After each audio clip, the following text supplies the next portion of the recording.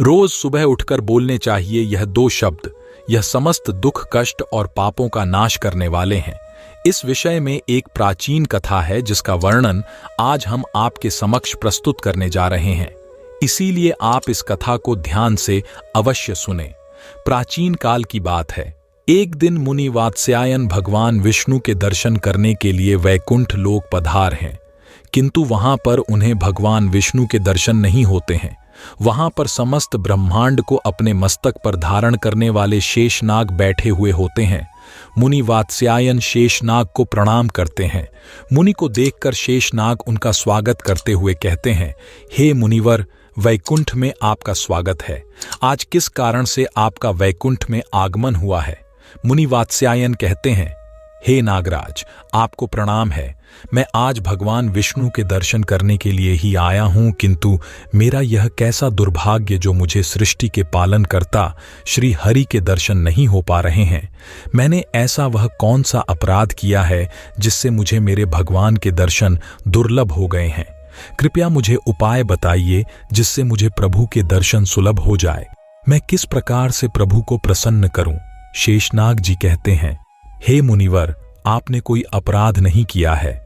भगवान विष्णु के भक्तों के लिए उनके दर्शन दुर्लभ नहीं हैं। इस विषय में महाराजा जनक से जुड़ा एक प्राचीन इतिहास कहा जाता है, जिसका मैं आपको वर्णन करूंगा। केवल एक पाप के कारण महाराज जनक को नरक के द्वार के पास जाना पड़ा, और किंतु उनके द्वारा बोले गए 2 शब्दों के कारण ही उन्हें और अन्य नरक के प्राणियों को नरक से छुटकारा मिल गया।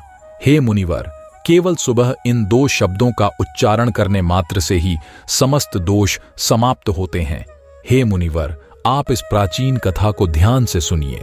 इस कथा को सुनने मात्र से ही समस्त दुख दूर होते हैं। इस मंत्र का जाप करने से आपको भगवान के दर्शन हो जाएंगे। मुनिवार नाग, मैं इस कथा को सुनने के लिए उत्सुक हूं। कृपया आप इस कथा को मुझसे कहिए।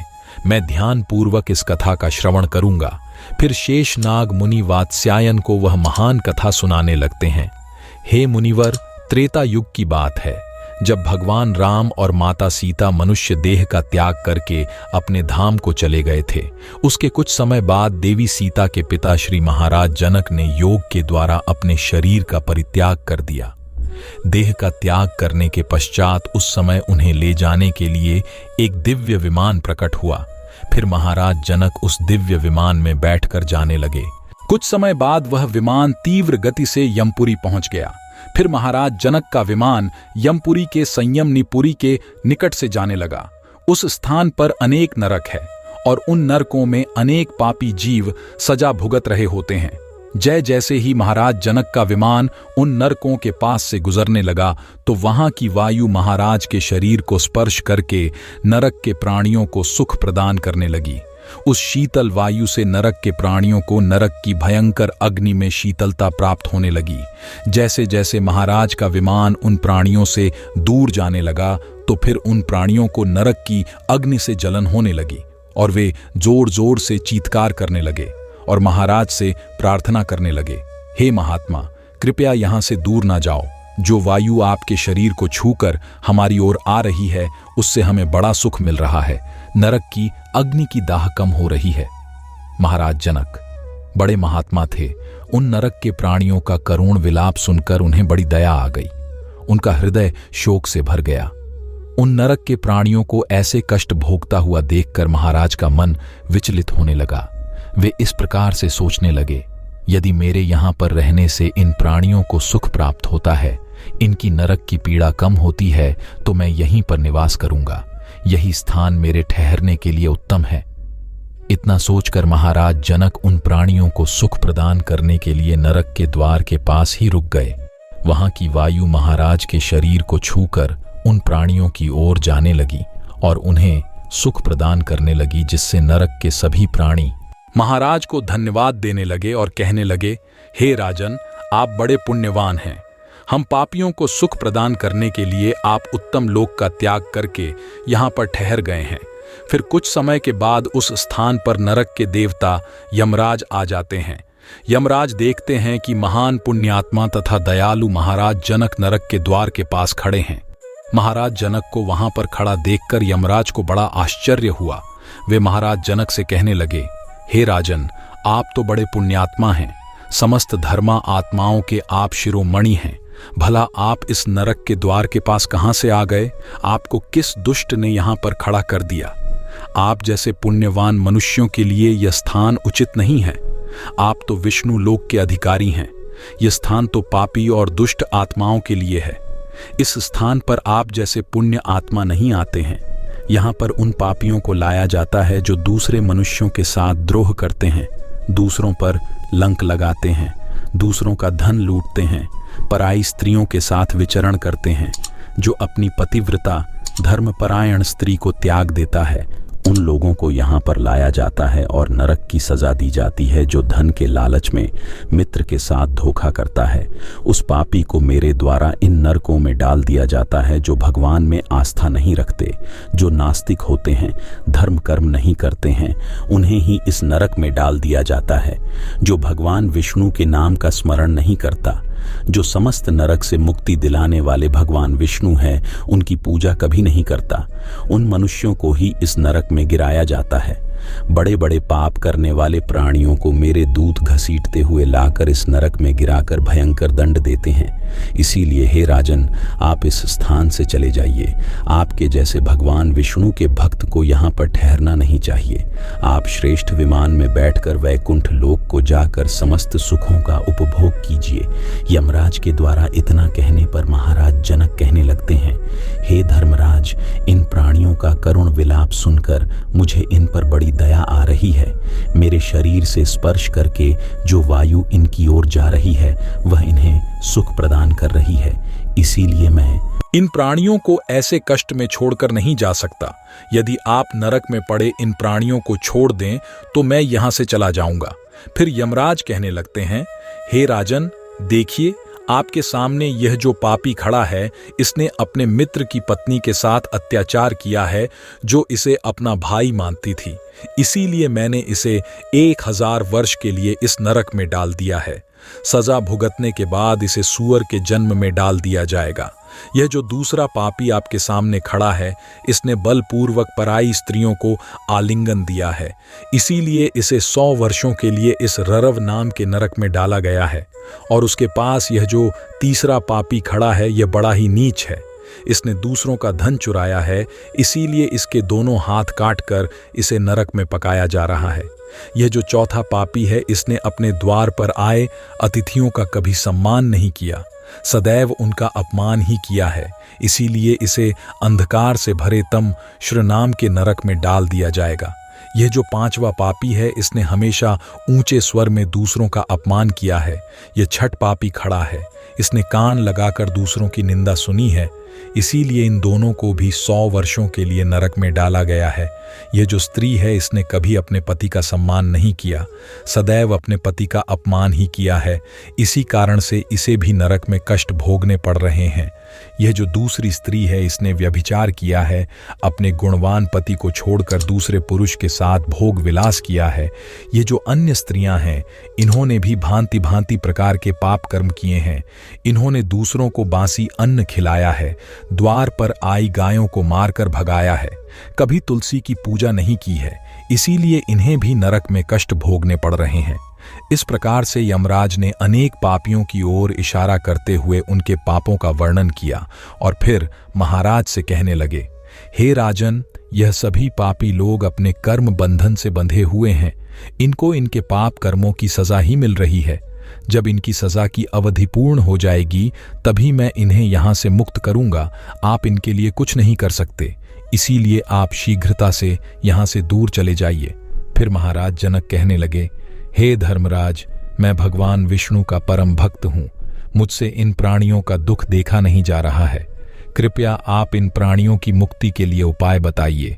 यमराज कहने लगते हैं, हे राजन, इन पापियों ने भगवान विष्णु की कभी आराधना नहीं की है, फिर इन पापियों को नरक से कैसे छुटकारा मिल सकता है? एक बार नरक में गिरने के बाद यह सभी पापी जीव अपने मुख से भगवान विष्णु का नाम भी स्मरण नहीं कर सकते।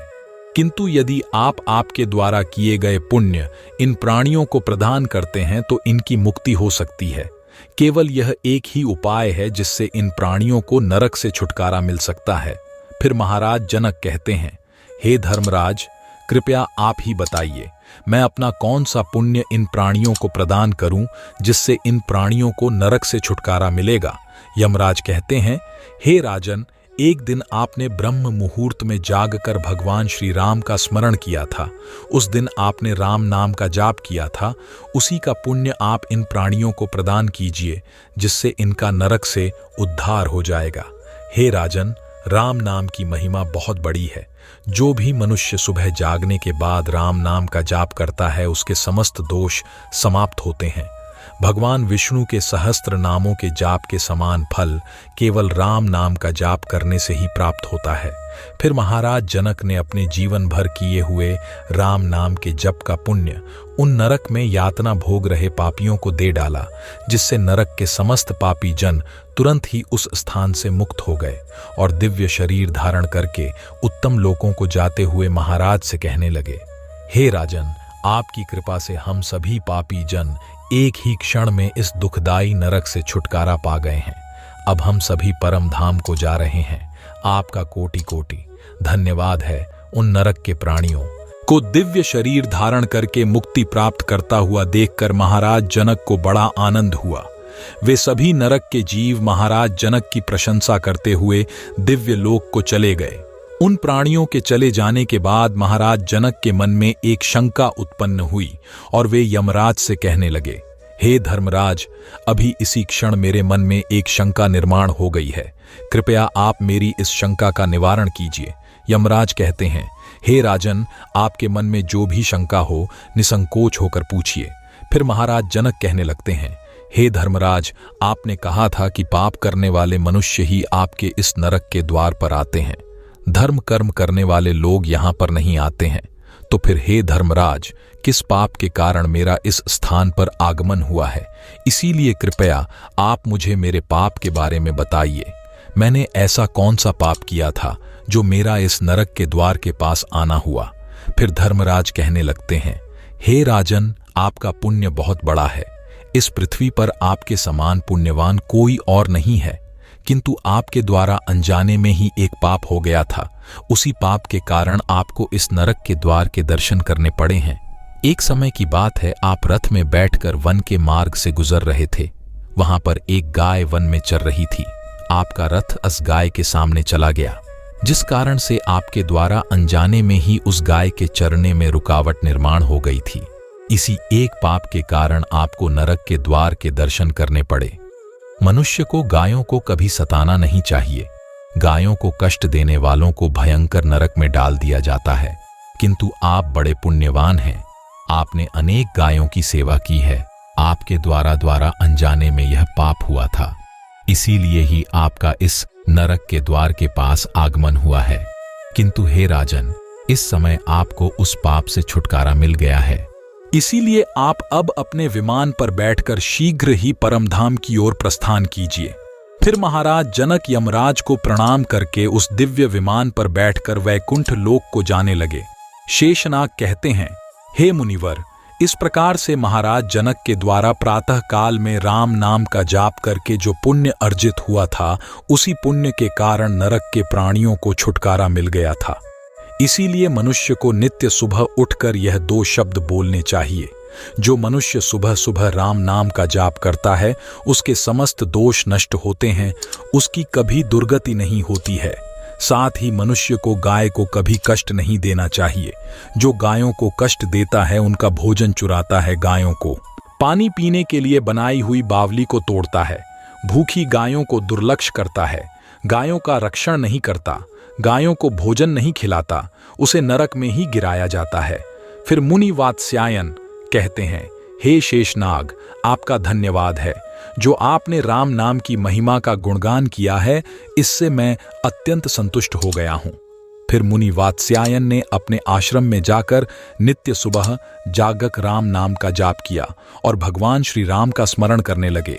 फिर एक दिन साक्षात भगवान विष्णु उनसे मिलने के लिए उनके आश्रम पर पधारे और उन्हें दर्शन देकर कहने लगते हैं, हे मुनिवर, मैं आपकी भक्ति से अत्यंत प्रसन्न हूं। अब आप इस दिव्य विमान में बैठकर वैकुंठ लोक को चलिए और चिरकाल तक वहां पर मेरे साथ निवास कीजिए। फिर मुनि वात्स्यायन दिव्य विमान में बैठकर वैकुंठ लोक को चले जाते हैं। तो दोस्तों, इस प्रकार से मनुष्य को रोज सुबह उठने के तुरंत बाद राम नाम का जाप करना चाहिए, भगवान श्री राम का स्मरण करना चाहिए। इससे उसके जन्म जन्मों के पाप नष्ट हो जाते हैं। आपको यह कथा कैसी लगी कमेंट करके अवश्य बताइए। अगर यह जानकारी आपको अच्छी लगी तो वीडियो को लाइक जरूर करें, कमेंट में जय श्री राम अवश्य लिखें, साथ ही चैनल को सब्सक्राइब करें। आप सभी का धन्यवाद।